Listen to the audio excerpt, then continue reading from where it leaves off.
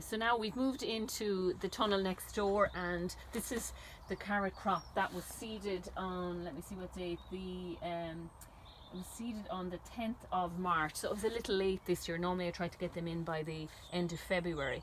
And germination was a bit hit and miss in spots. And again, I just think the soil was very cold, so it did take quite a while for them to germinate. I want to say it took almost 3 weeks. But they're coming up finally, and you can see here that there's just a little clump of carrots. So because I seed a little bit heavily, then I need to thin the carrots.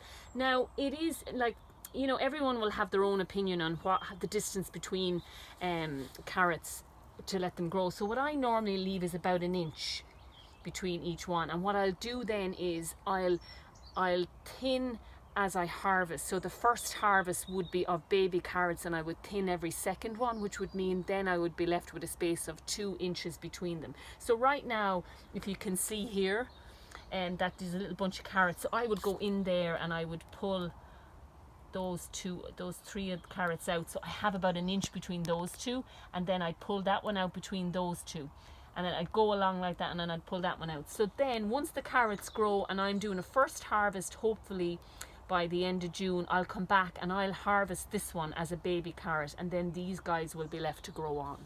So that's the way I would thin the carrots.